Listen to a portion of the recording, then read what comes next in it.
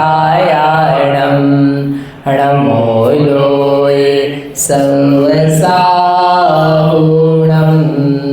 श्रीमन्तं त्रिजगन्नाथम् आदितीर्थंकरं परं फणीन्द्रं नरेन्द्रार्चं वन्दे नंदगुणार्णवीम्। परमांगली ग्रंथ श्री आदि पुराण है। इसके रचयिता आचार्य भगवान बोलो जिनसेन स्वामी हैं। जिनसेन स्वामी के आधार पर संस्कृत में जो ग्रंथ लिखा है तो पंडित तुलसीराम जी भी उन्होंने ये पद्यानुवाद रूप ग्रंथ लिखा है। तो उसमें कहाँ है, अच्युतेंद्र उत्पन्न हुए वहाँ पर। राजा श्रीधर थे जो आदिनाथ भगवान का पूर्वभव का जीव है, तो वह अच्युत स्वर्ग में इंद्र के रूप में उत्पन्न हुए। सभी लोग आए तो उन्होंने विचार कर रहे हैं कि वो ये अच्युत इंद्र या ये क्या जगह है। तो उनका मंत्री फिर उनको बतला रहा था कि यह स्वर्ग है, यह इंद्र आप बने, हम आपको देख करके प्रसन्न हैं। ऐसे करके उन्होंने उनको अपना वहाँ का स्थान बताया और वहाँ का जो वैभव है उस वैभव का वर्णन कर रहे हैं कि वो अच्युत स्वर्ग किस किस प्रकार का होता है, उसमें क्या क्या होता है। कहाँ तक पढ़ा था? हाँ, योजन असंख्यात संख्यात रत्न विमान श्वेत की पात 159 प्रमाण अच्युतेंद्र के सर्व विमान। तो वहाँ पर विमान है, विमान समझ से, विमान यानी भवन है लेकिन वो विमान के जैसा आकार का है तो उसका नाम क्या दिया, विमान। 16 स्वर्गों तक विमान है, उसके ऊपर भी विमान है। तो यहाँ पर 159 उनके विमान हैं। नीचे के देवता हैं उनके विमान बहुत सारे हैं, 32 लाख 28 लाख ऐसे लाखों की संख्या में। ऊपर ऊपर जाते जाते हैं तो क्या होता है, विमान की संख्या कम हो जाती है कि देवता बहुत कम है। पल्ले के असंख्यात भाग प्रमाणी वहाँ पर अच्युतेंद्र अच्युत स्वर्ग में देव रहते, नीचे तो खूब देव रहते, बहुत जगत श्रेणी के असंख्यात भाग प्रमाण। तो ऊपर 13, 14, 15, 16 इनके जो विमान की संख्या है वो भी कम कम होती जाती। तो कितने लाखों की संख्या में नहीं, हजारों की संख्या में नहीं है, अलग अलग भवन जैसे समझ लो, विमान यानी भवन जैसे। तो कितने हैं, केवल 159। तो ये तो बहुत कम है। अरे लेकिन वो बड़े बड़े हैं। कैसे बड़े हैं, संख्यात असंख्यात योजनों के, करोड़ों किलोमीटर्स के, असंख्यात किलोमीटर्स का एक एक विमान है। एक एक विमान में खूब लोग रहते हैं, खूब देवता रहते हैं। और कैसे अच्युतेंद्र के इतने सारे सर्वविमान हैं, उनमें से तामध्य 123 पर किरण जानो हे ईश इंद्रक श्रेणी बद्ध सुख है संख्या 36 सरदहे। 2-3 प्रकार के विमान होते हैं, इंद्रक विमान और श्रेणीबद्ध विमान और प्रकीर्णक विमान। नरकों में भी होता है, स्वर्गों में भी होता है कि एक तो बीच सेंटर में है कोई, सेंटर के विमान को क्या बोलते हैं, इंद्रक विमान। और जो दिशाओं में एक के पीछे एक विमान है, पूर्व दक्षिण पश्चिम उत्तर, उनको क्या बोलते हैं, श्रेणीबद्ध। जो श्रेणियों में बंधे हुए, श्रेणियों में कतारबद्ध हैं, उसका नाम है श्रेणीबद्ध विमान। और फिर श्रेणियों के बीच में विदिशाओं में इधर उधर जो हैं बिखरे हुए फूल के समान, उसका नाम है प्रकीर्ण। ऐसे 3 प्रकार के विमान होते हैं। कौन कौन से होते हैं, इंद्रक, श्रेणीबद्ध और प्रकीर्ण। तो उनकी संख्या दी इन्होंने यहाँ कि जो 159 था 159, उसमें से 123 तो क्या है, प्रकीर्णक है। और जो श्रेणीबद्ध है वो कितने हैं, 36 है। इतने उनके विमान हैं। श्रेणियों में 9 चौक 36, 4 दिशाओं में एक के पीछे एक 9 हो तो वो 9 है, तो 9 चौक 36 ये। और जो प्रकीर्णक है वो 123 है, उसमें से एक क्या समझ सकते हैं, इंद्रक होगा। ये तो है विमानों की संख्या। अब उसके अलावा देवताओं में सब एक जैसे देवता नहीं होते हैं, अलग अलग प्रकार के देवता होते हैं। 10 प्रकार के देवताओं का टाइप्स होता है, पता है? 10 प्रकार के, इंद्र, सामान्य, त्रायंश, लोकपाल, पारिषद, लोकपाल, अनीक, प्रकीर्णक, आभियोग्य, किल्बिषक। ये 10 प्रकार सुने क्या? नहीं सुने? तत्वार्थ सूत्र जी का चौथा अधिकार है, उसमें दिया हुआ है। अभी चलता है, आप लोग सुनते नहीं हो तो उसमें दिया है। अपन सोचते हैं देवता हैं, देवता हैं तो सब एक जैसे देवता हैं, एक जैसी देवियाँ हैं। एक जैसे नहीं है, सबके अलग अलग काम और उनके सम्मान पद जो है भिन्न है। जैसे इंद्र है, इंद्र क्या है? राजा के समान। फिर है सामानिक, सामानिक कल पहले बताया था आपको, जिनका पद वैभव जो है, वैभव जो है, शक्ति है, सामर्थ्य है, वो किसके समान है? इंद्र के समान है, लेकिन उसकी आज्ञा नहीं चलती है, उसको क्या बोलते हैं? सामानिक देव। फिर है त्रयंस्त्रिंश, त्रयंस्त्रिंश 33, जो पुरोहित, पुरोहित क्या मतलब बड़े जो हैं, सम्माननीय हैं, पुराने हो गए हैं, ऐसे कौन है? त्रयंस्त्रिंश, उनको बोलते हैं 33 संख्या में, तो ओनली 33।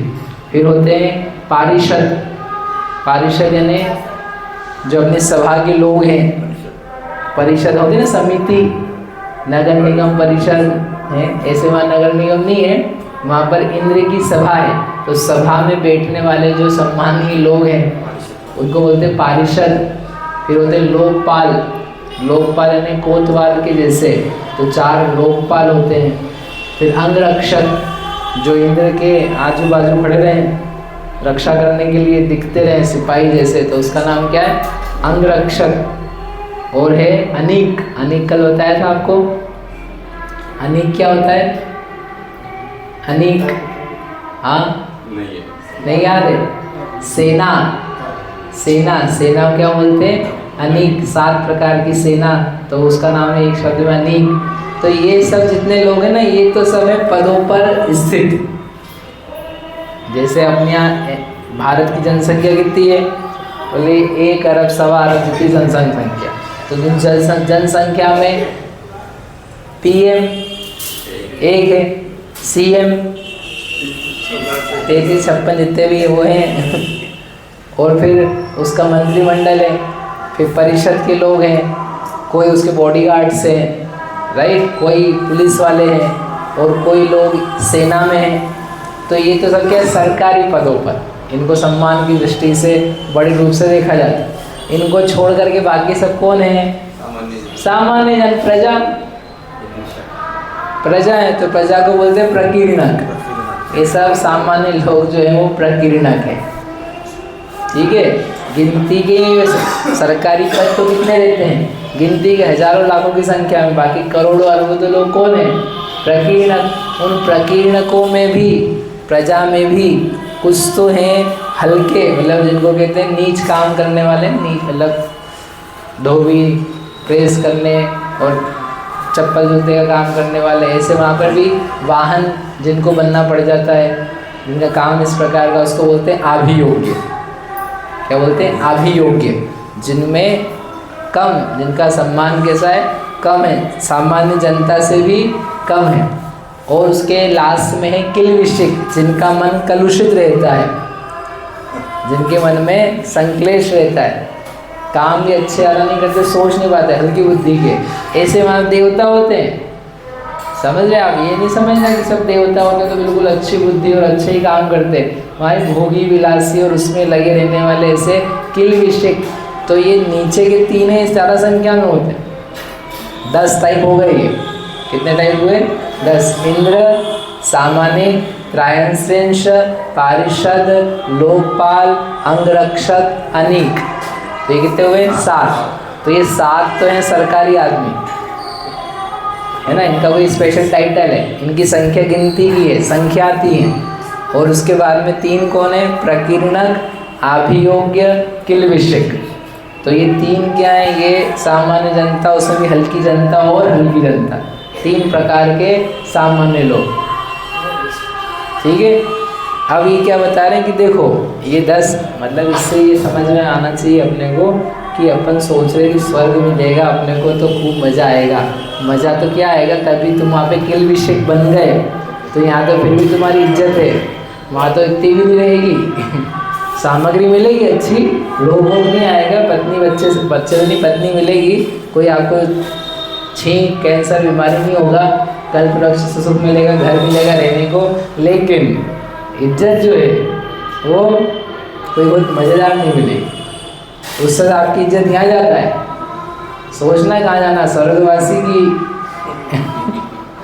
तो क्या बन जाते हैं, किल्बिषक। तो वो कह रहे हैं देखो वहाँ पर क्या है, त्रायंत्रिंशत देव महान पुत्र मित्र समतेतिस जान, ये सामानिक जात सुदेव संख्या 10 सहस्र गिन लेव।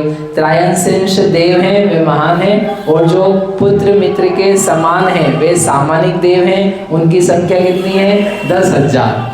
सामानिक कितने हैं, 10,000, और त्रायंत्रिंश कितने होते हैं, 33। उनका नाम ही क्या है, त्रायंत्रिंश। त्रायंत्रिंश यानी 33, संख्या का नाम ही 33 है वो, तो वो 33 ही होते हैं। आज्ञा बिन तुम सम सुख भोग, सब तुम रो चाहे संयोग। ये सामानिक है, इनके पास सब समान है, लेकिन क्या है, आज्ञा के बिना है, इनकी आज्ञा नहीं चलेगी, इनका ऑर्डर नहीं चलेगा। ऑर्डर किसका चलेगा, इंद्र का। लेकिन जैसे इंद्र के पास समझ लो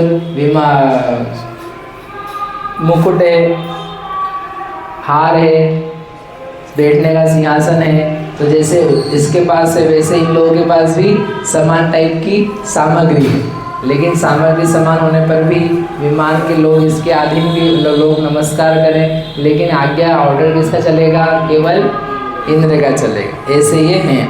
और दूसरे कौन है, तुमरे वपु की रक्षा करें, सो 40 सहस यह खरे, आत्मरक्षा इनको है नाम, रक्षा करे सुआठो जाम। और जो तुम्हारे शरीर की रक्षा करने वाले हैं ये कितने लोग हैं, 40,000। 40,000 कौन है, अंगरक्षक, और 8 याम मतलब 24 घंटे आपकी सेवा में ये लगे रहेंगे। बेचारों को कुछ काम नहीं है, मतलब पलट पलट के जैसे भी करते होंगे, लेकिन कितनी संख्या में है, 40,000। ध्यान देना, संख्या इन सबकी संख्या गिनती के है ना। आगे, तुम्हारी सभा 3 जो जान, देव पार्षद ताहाँ तिष्ठान, 1 शतक 25 प्रमाण, पहली सभा माह सुरजान।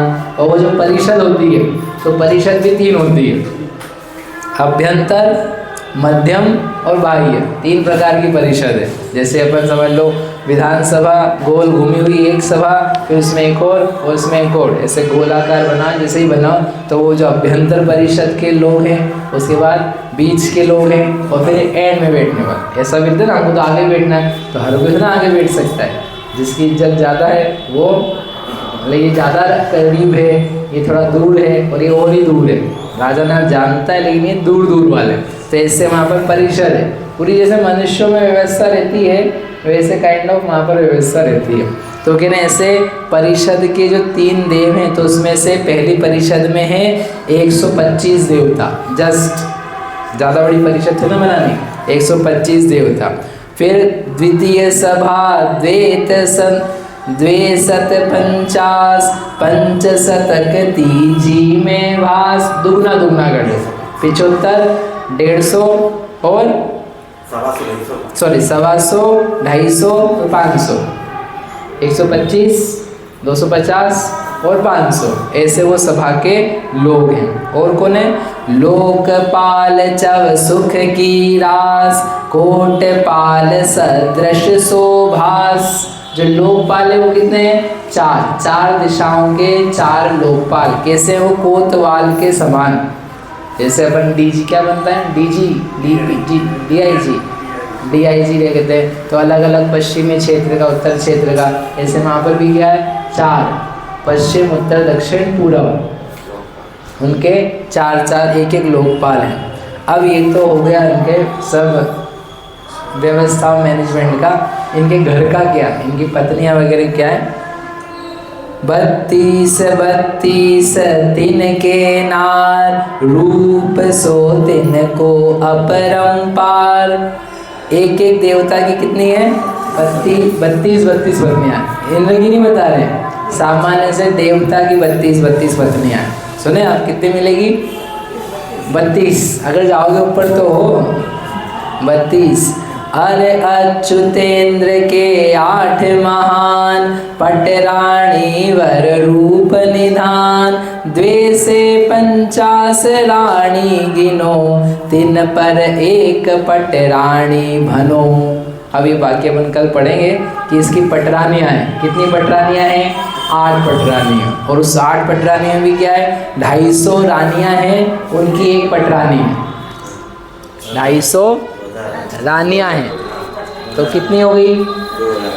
2 है तो 8 पटरानी, तो ऐसे 8 गुना 250 तो 2000 तो रानियाँ हैं। अभी एक एक रानी की और देवता देवियाँ और रहेगी, इनकी पत्नियाँ सभी है, इनका भी लेवल है। सामान्य देवी, रानी, रानी के ऊपर पटरानी। ठीक है, ये सब किसकी रानियाँ पत्नियाँ हैं? अच्युतेंद्र महाराज आपकी ये सब पत्नियाँ हैं। तो पैदा ही हुआ में पत्नियाँ कहाँ से आ गई? मैं ही वहीं तैयार खड़ी है सब। ऐसे इंद्र का वैभव होता है। ये सब पुण्य का वैभव, पुण्य के निमित्त से मिला है। ये पुण्य भी सम्यक दर्शन ज्ञान चारित्र के बिना नहीं होता है। इसलिए ये सब दिखाने का प्रयोजन ये है कि रत्नत्रय आत्मा के लिए हितकारी है। अनुकूलताएं भी चाहिए, तब भी उसके लिए धर्म ही शरण है। बोला आदिनाथ भगवान की जय।